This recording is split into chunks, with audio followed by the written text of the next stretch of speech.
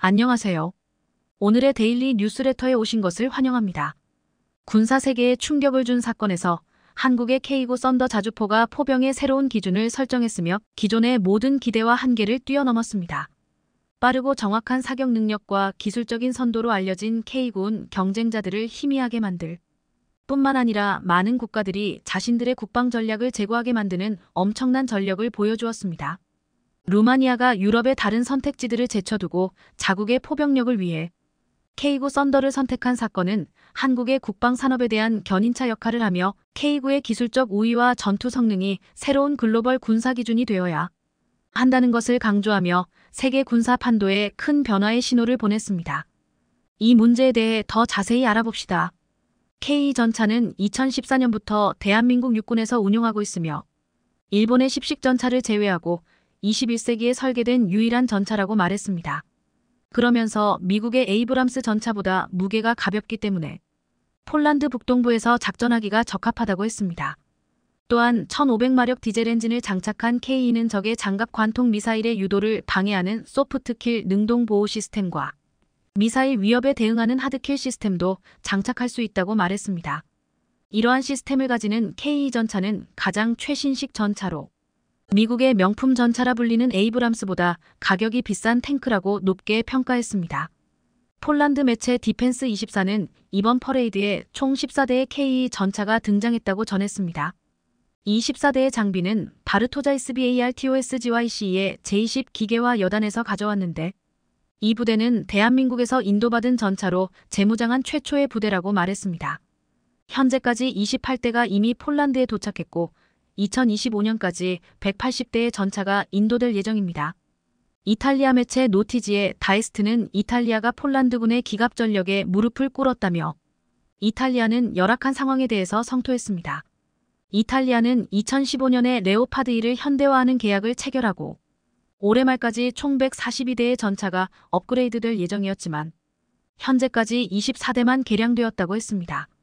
현재 이탈리아는 200대의 자국산 아리에테 전차를 보유하고 있는데 이 중에 50대만 가동이 가능한 상태입니다. 이탈리아는 현대화는커녕 구식 전차의 가동이 가능한 전차도 적어 형편없는 기갑 전력을 구축하고 있습니다. 하지만 폴란드는 미국 에이브람스 외에도 한국산 K 전차가 있다면서 K 전차는 전투 능력과 기술 발전으로 찬사를 받았다고 했습니다. 그러면서 이탈리아 매체는 부러운 듯 곧 1000대의 K 전차가 폴란드에 도착한다고 말했습니다. 폴란드는 이번 퍼레이드에 이탈리아와 스페인에게 보란듯이 14대의 K 전차를 등장시켰습니다. 폴란드는 K 전차의 현지 수출형 모델인 KPL 기반의 차세대 전차 개발 사업에 이탈리아와 스페인에게 공동 개발을 제안한 상태입니다. 이미 이탈리아는 제안을 수락한 상태로 확인되었고 스페인은 답변을 기다리는 중으로 알려져 있습니다. 유럽의 차세대 전차 개발에 독일과 프랑스가 완력 다툼을 하고 있는 사이 폴란드와 함께 이탈리아와 스페인은 이 개발에서 제외되자 2년 전부터 반독일 전선을 구축해왔습니다. 업계 관계자는 폴란드 수출형 모델인 KPL이 차세대 전차 사업을 진행하고 있는 이탈리아와 스페인이 투입될 가능성이 높다며 K를 기반으로 한 차기 전차가 개발된다면 현대로템의 호재로 작용할 전망이라고 말하기도 했습니다. 최근 유럽에서 방산 시장을 독식하려는 독일과 프랑스는 한국을 극도로 경계하고 있습니다. 프랑스는 최근 루마니아가 K구 자주포 도입을 하는 것에 대한 노골적인 불만을 표출했습니다. 지난 10일 디펜스 루마니아는 프랑스 군사 전문 언론이 루마니아 자주포 구매 사업에 K구 자주포 말고도 프랑스 카이사르 자주포가 더 매력적이었을 것이라고 지적했다고 했습니다. 루마니아는 K구 자주포 90문을 1조 5천억 원에 구입한다고 보도되었는데 프랑스는 원래 루마니아는 프랑스산을 샀어야 한다고 주장하고 있는 것입니다. 프랑스는 한국산과 같이 카이사르 자주포를 단 14개월 만에 인도할 수 있다고 했고 또한 프랑스군이 최근 에이글 임무의 일환으로 이미 4대의 카이사르 자주포를 루마니아에 파견했다고 했습니다. 그런데 루마니아 국방부는 자주포를 카이사르가 쓰는 차륜형이 아닌 궤도형 자주포라고 못 박으면서 카이사르를 완전히 배제했습니다. 루마니아의 이러한 결정이 프랑스에게는 아쉽겠지만 일각에서 루마니아는 처음부터 K구 자주포를 구매하려 했고 카이사르는 안중에 없었다고 했습니다. 과거 K구 자주포와 카이사르 자주포를 비교하는 영상이 큰 화제가 되었는데 카이사르가 어렵게 한 발 쏠 동안 K9 자주포는 세 발을 쏘고 이미 화면에서 사라졌습니다. 이 영상을 보고 해외 네티즌들은 K9 자주포는 짐승이라면서, 한 해외 네티즌은 21세기 자주포 2종의 준비태세 속도를 비교한 매우 흥미로운 영상이라고 말했습니다. 그런데 놀라운 것은 한 해외 네티즌이 영상을 보고 이런 댓글을 달았다는 것입니다. 인도 파키스탄 분쟁 시 인도 K9 10기, 파키스탄 40기 이상 카이사르 차륜형 자주포, 인도 무패, 파키스탄 36패. 인도는 그 후 100대 이상의 K9를 주문했습니다. 이 글은 확인된 사실이 아니라 농담에 가까웠지만 실제로 교전이 벌어졌고 인도가 가진 K9 자주포가 엄청난 위력을 낸 것은 분명했습니다. 이번 폴란드 군사 퍼레이드가 끝나고 유럽 각국의 보도와 반응이 전혀 달랐습니다.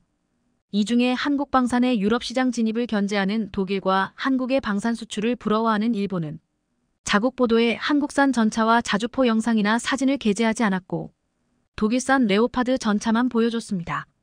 또한 이번에 폴란드가 군사 퍼레이드를 한 가장 큰 목적이 적국 러시아를 보라고 한 것이었는데, 러시아 언론이 퍼레이드하기 전 K 전차에 대한 보도를 내놔서 주목받았습니다.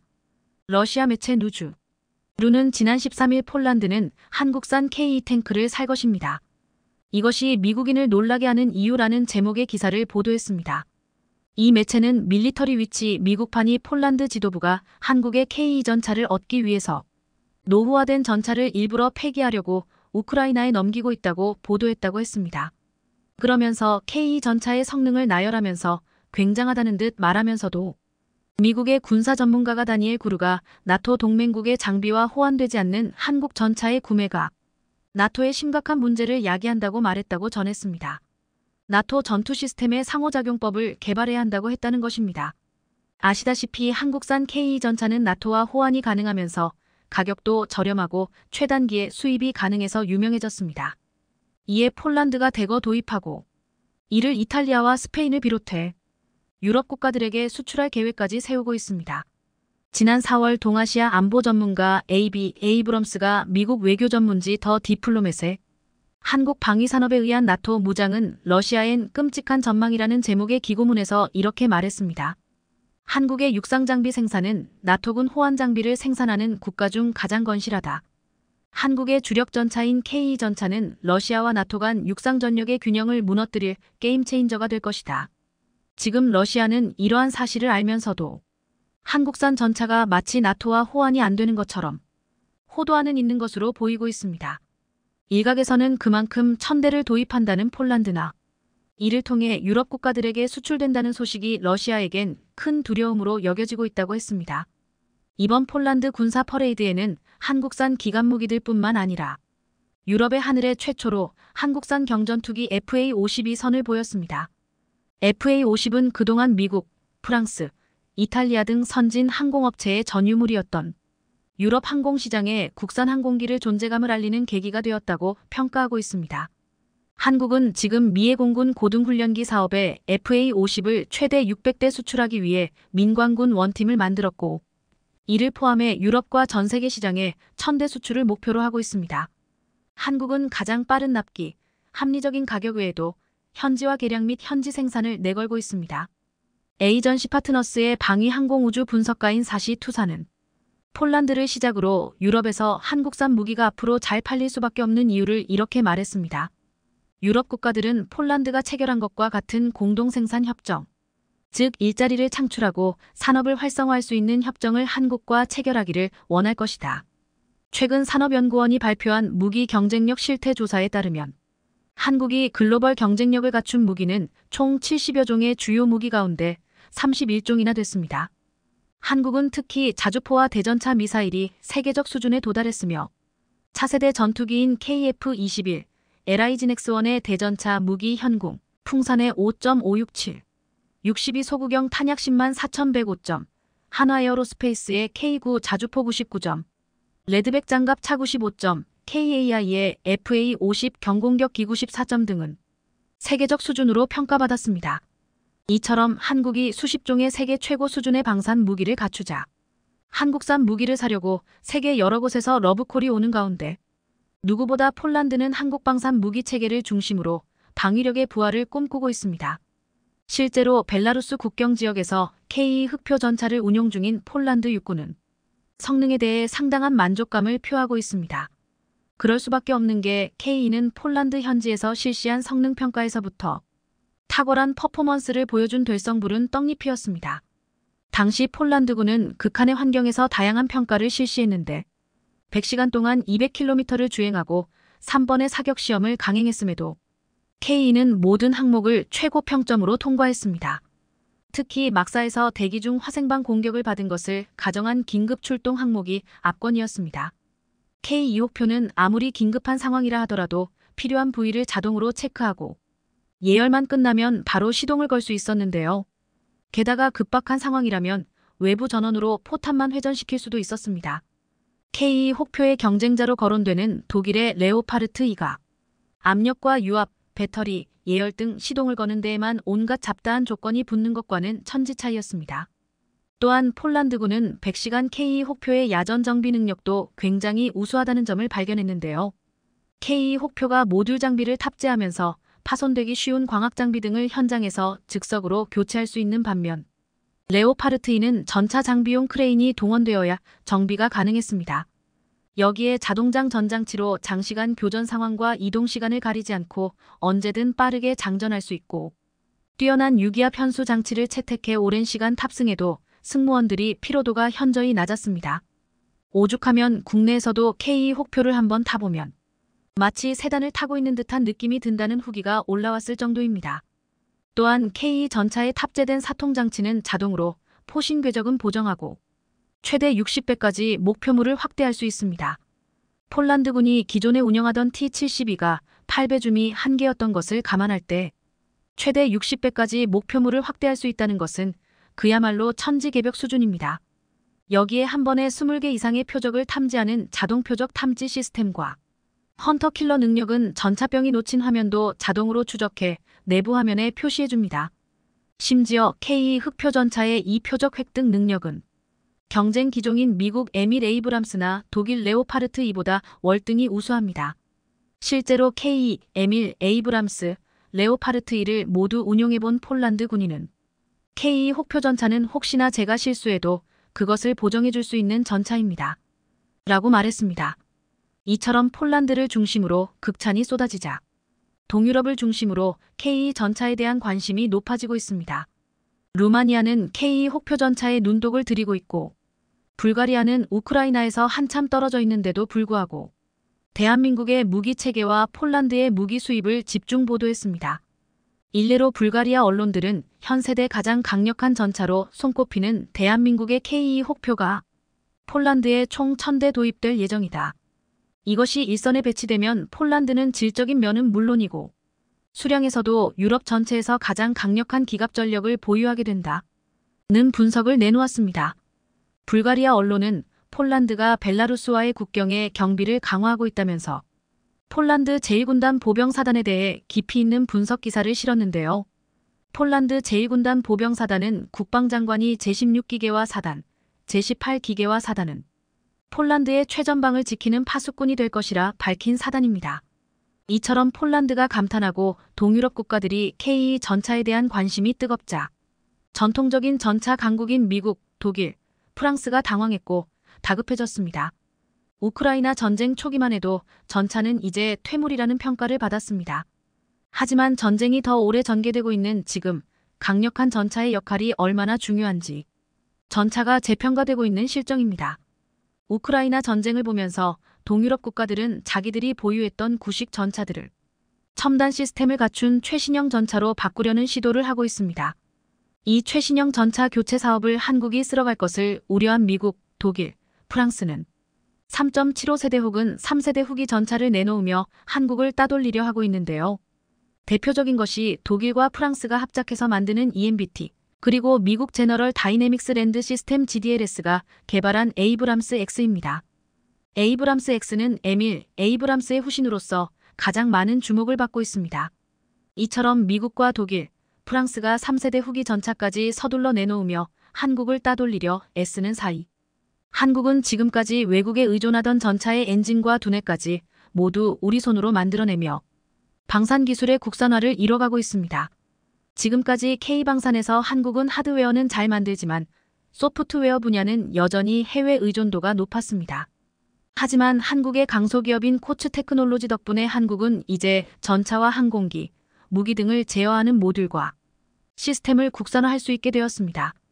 코츠 테크놀로지는 K 전차의 두뇌 역할을 하는 싱글보드 컴퓨터 SBC를 기반으로 각종 유도, 항공, 해양, 지상 무기 체계의 솔루션을 제공하는 회사로서 사실상 대한민국의 모든 방산업체들이 고객 쌓일 정도로 방산 SW 분야에서 독보적 존재입니다.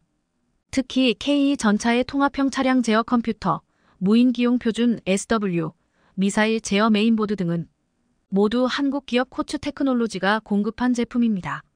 최근 장보고와 같은 해군 잠수함에 적용되는 소나 체계, 무장 통제 체계, 전투기 무인기에 탑재되는 임무 컴퓨터, 발사 제어 패널 등 첨단 군수 분야에서도 두각을 나타내고 있습니다. 코츠 덕분에 지금까지 한국 방산이 해외에서 비싸게 도입하던 군사용 모듈과 시스템을 국산화할 수 있었는데요. 코츠의 경쟁사는 이제 국내에는 없고 보잉, 로키드 마틴, 레이시온 등 세계적인 군수업체와 협력하는 머큐리 시스템즈, 커티스라이트 정도입니다. 이처럼 하드웨어뿐 아니라 소프트웨어까지도 국산화에 성공한 한국 방산은 이제 폴란드와 함께 중보병 전투차를 공동 개발하는 단계로 진입해 있습니다. 얼마 전 폴란드에서 한국과 폴란드가 함께 개발 중인 중보병 전투차요. 컴퓨터 그래픽 이미지가 공개돼 세계의 시선이 쏠렸는데요. 더구나 방산업계에서는 한국의 최정예 상륙부대인 해병대에서만 사용될 예정인 신무기가 폴란드에 수출되었고 이 신무기가 폴란드형 레드백의 주무장이 될 것이란 소문이 파다했는데 그 신무기는 바로 한국과 폴란드가 공동 개발 중인 차륜형 장갑차인 NKTO였습니다. 지난 9월 1일 폴란드의 군사 전문가 바르트워미에이 쿠차르스키가 자신의 SNS에 폴란드의 새로운 장갑차 개념도를 올렸는데 이 차륜형 장갑차는 현대로템과 폴란드 방위산업업체 PGG가 공동 개발에 나선 차륜형 장갑차였습니다. 그런데 외양을 보면 사실 말이 공동 개발이지 한국으로부터 신규 장갑차를 수입한 거라고 말해도 과언이 아니었습니다. 무엇보다 NKTO는 폴란드제 무인 포탑을 탑재했지만 가장 중요한 차체 디자인과 구조가 K808과 거의 비슷하다는 것을 알 수 있습니다. 도하를 위해 K808이 갖추고 있는 도하판과 워터제트까지 NKTO 장갑차에 그대로 적용돼 있었습니다. 또 다른 장갑차 프로젝트를 살펴보면 폴란드의 한국 의존도가 얼마나 높은지 명확해집니다. 한화에어로스페이스와 공동으로 개발하는 중보병 전투 차량은 K9의 차량을 그대로 사용하고 레드백의 기술까지 도입하기로 계획되어 있습니다. 폴란드가 이렇게 한국의 방산 무기를 구매하며 공동 개발을 통해 폴란드 현지 생산을 원하는 이유는 한국 장비의 현지 생산이 본격화되면 폴란드는 독일 뺨치는 새로운 군수공장의 거점 기지를 확보하게 되기 때문입니다. 방산업계에 따르면 현재 폴란드는 한국과 개발하는 중장갑차에 40포탑을 올리길 원하고 있습니다. 따라서 한국은 폴란드형 중장갑차에 한국이 개발한 CTA4를 함께 수출할 계획인데요.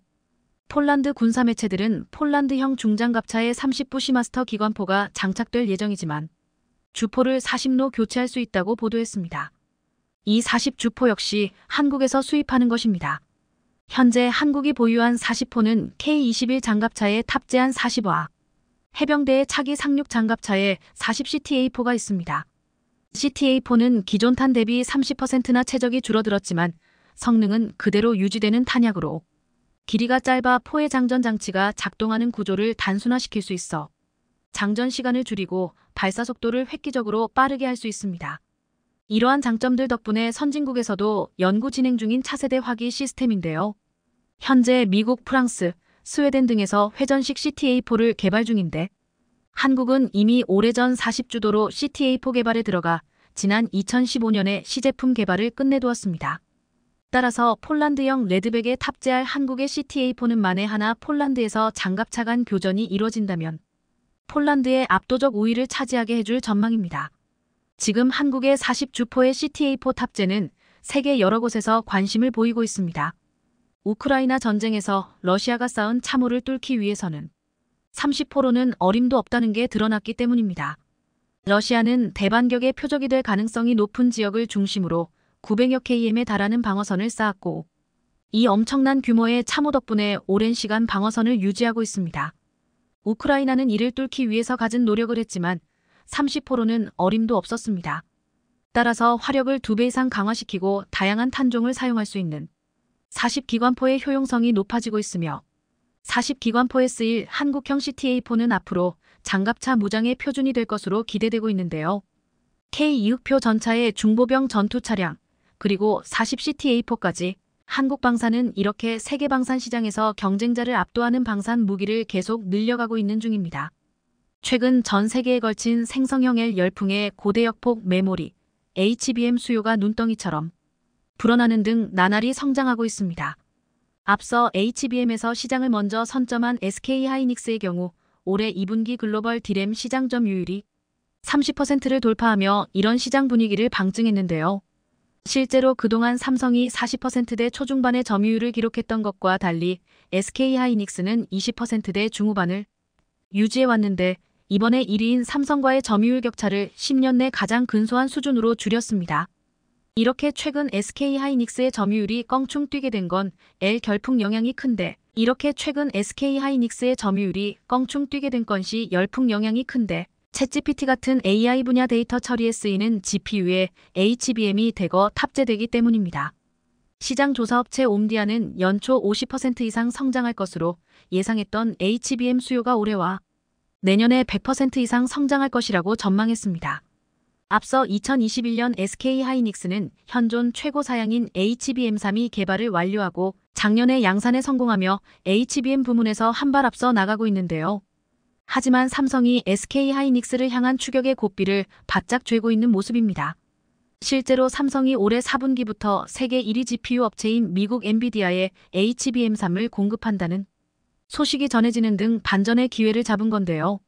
반도체 업계에 따르면 최근 삼성은 엔비디아의 HBM3 최종 품질 테스트를 통과했고 이에 따라 4분기부터 공급할 것으로 알려졌습니다.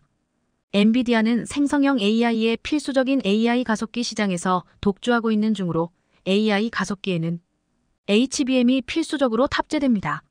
앞서 생성형 AI 시장의 예상보다 빠른 성장세에 엔비디아는 SK하이닉스에 주문을 집중했다지만 수요가 지속적으로 늘자 삼성에게 추격할 기회가 온 것으로 보입니다. 시티증권은 삼성은 내년 중 HBM3 주요 공급사 중 하나로 자리 잡을 것이라며 내년에는 엔비디아가 사용하는 HBM3의 30%까지 공급할 수 있게 될 것이라고 전망했습니다. 삼성은 2분기 컨퍼런스 콜에서 HBM3의 경우 업계 최고 수준으로 고객 콜을 진행하고 있다며 차세대인 HBM3P는 24GB 기반으로 하반기 출시 예정이라고 공개한 바 있습니다. 이렇듯 현재 SK하이닉스는 엔비디아에 독점 공급하고 있지만 삼성의 HBM3 공급 개시로 구도의 변화가 생기는 등 HBM 시장 선두 자리를 놓고 치열한 대격돌이 시작될 것으로 보이는데요. 실제로 반도체 업계에서는 삼성이 엔비디아의 HBM3 공급에 나서면서 SK하이닉스의 HBM3 독점 구조가 흔들릴 수 있다고 관측했습니다. 특히나 삼성은 이런 변화 속에서 대용량 고성능의 D램을 미리 선보이면서 시장을 선점할 큰 그림을 그리고 있는데요. 지난 1일 삼성은 반도체 업계 최초로 12nm급 32GB DDR5 D램을 개발했다고 밝혔는데 32GB는 D램 단일칩 기준 역대 최대 용량입니다. 이에 따라 AI, 자율주행 등 첨단 기술 확산으로 확대되고 있는 고성능, 고효율 메모리 칩 시장에서 삼성이 한 발 앞서 나가게 됐다는 평가가 나옵니다. 특히나 32GB DDR5 D램은 최근 수요가 폭증하고 있는 HBM의 생산성에도 도움을 줄 수 있습니다. SK하이닉스와 마이크론은 32GB 제품의 양산 시점을 내년으로 잡고 있는데 삼성이 이번에 치고 나가면서 메모리 세계 1위 기업으로서의 초격차를 확인시켰는데요. 상황이 이러자 증권가에서도 낙관적인 전망을 계속 내놓고 있는 중으로 삼성의 주가 역시 약 한 달 만에 7만 원을 회복하며 반등의 조짐을 보였습니다. 이와 관련해 KB증권은 삼성의 HBM 점유율 확대와 파운드리 실적 개선을 고려할 때 고점이었던 9만 원을 돌파할 가능성이 크다고 내다봤습니다.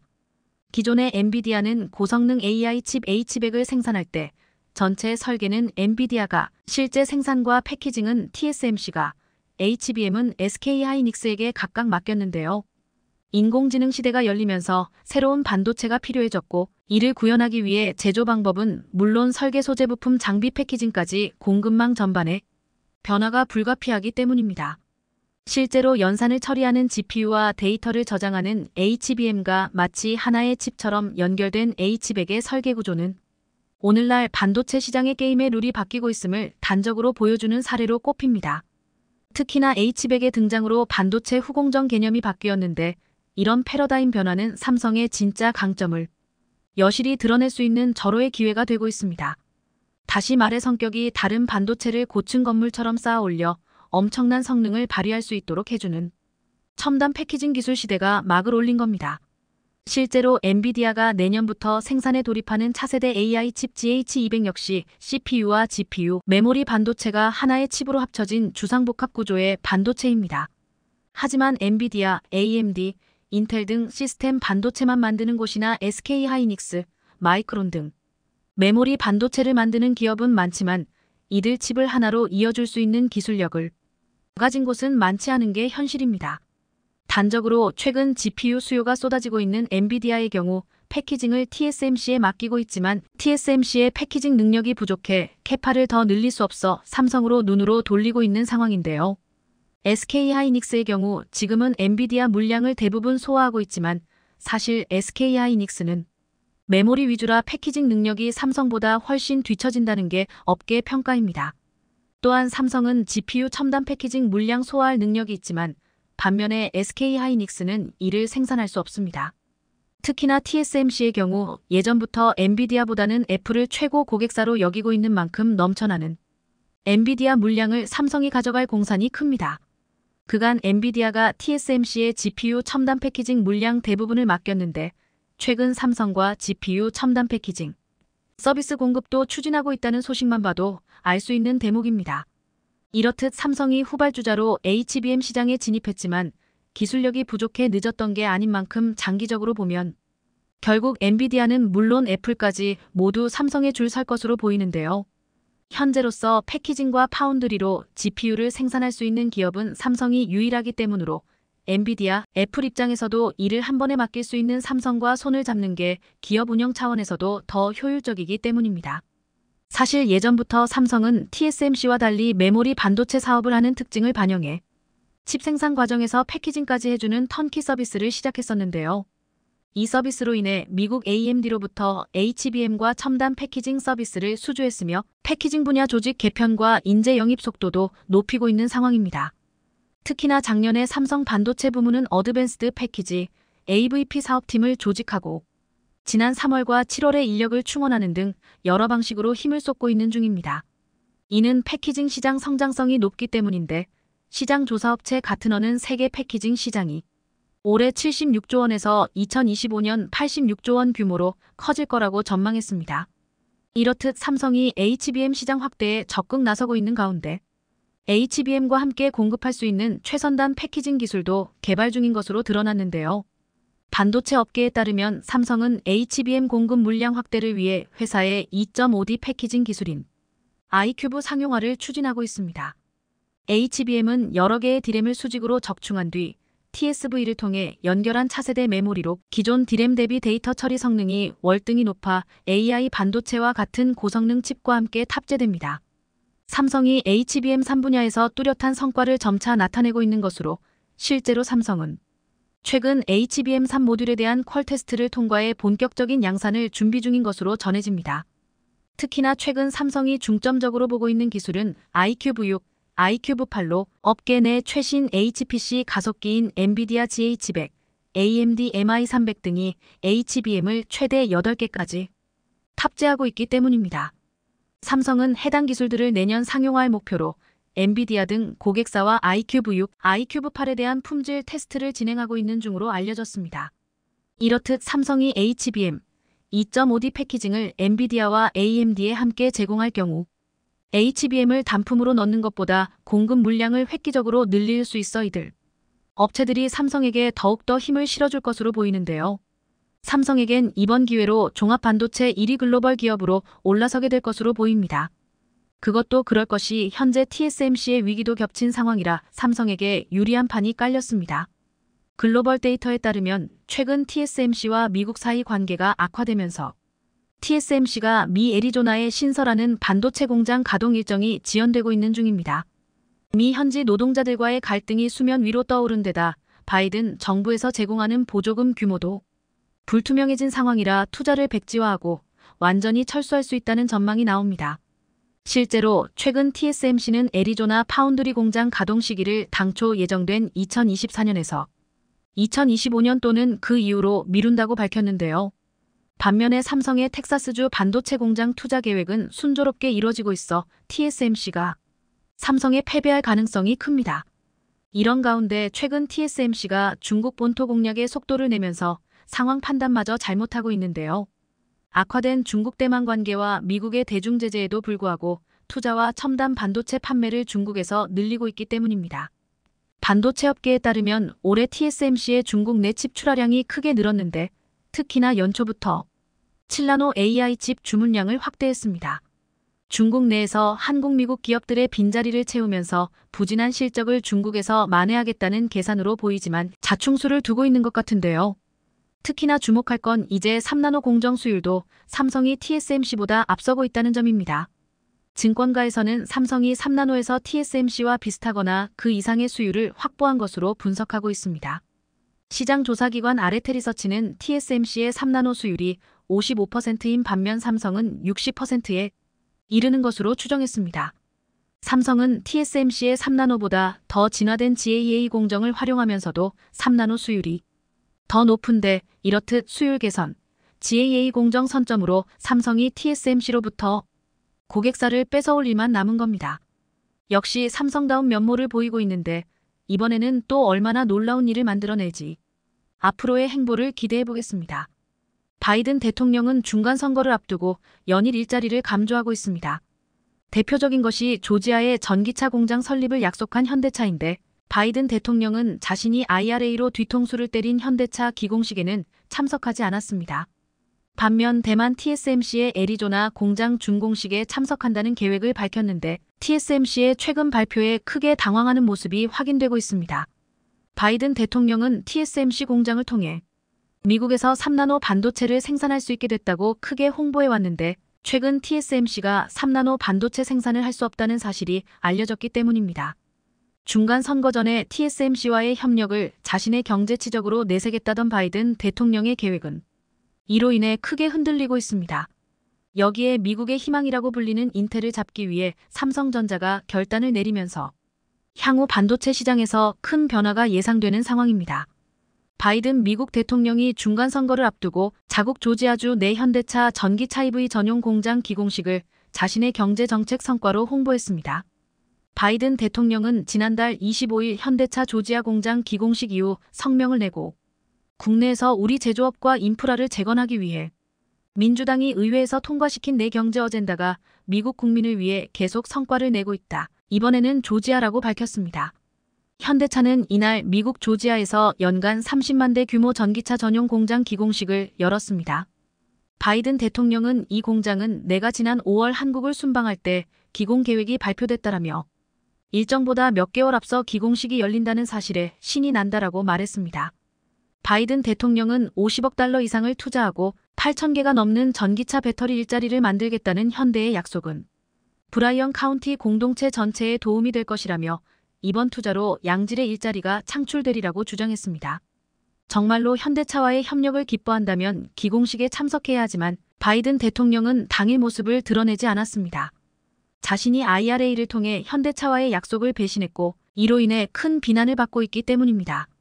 실제로 현대차 측에서는 기공식 직후 기자회견에서 바이든에게 큰 불만을 갖고 있다고 대놓고 언급하기도 했습니다. 현대차 기공식에는 참석하지 않은 바이든 대통령은 TSMC의 반도체 공장 준공식에는 참석하는 것으로 알려졌습니다.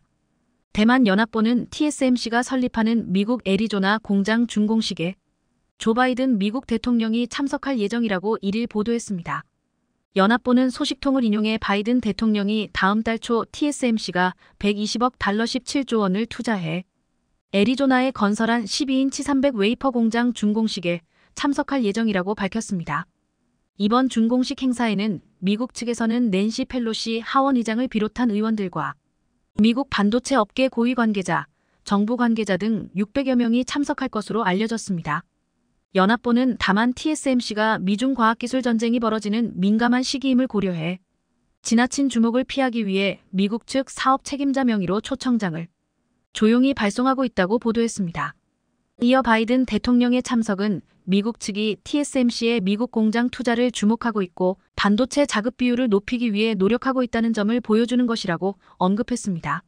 앞서 트럼프 전 미국 대통령은 재임 시절 반도체 자급의 필요성을 주장하면서 TSMC의 미국 투자를 적극적으로 요구했고 TSMC는 애리조나주 피닉스에 공장을 짓겠다고 2020년 5월 공식 발표했습니다. TSMC는 오는 2024년부터 미국 공장에서 첨단 공정인 O&M 나노미터 10억분의 1M 공정 반도체 제품을 양산한다고 밝혔습니다. 이어 TSMC는 미국 공장에서 O&M 공정 외에 3NM 공정으로도 2026년부터 생산할 계획이라고 밝혔습니다. 그런데 최근 TSMC는 3NM 공점 양산을 오는 4분기 말로 연기했습니다.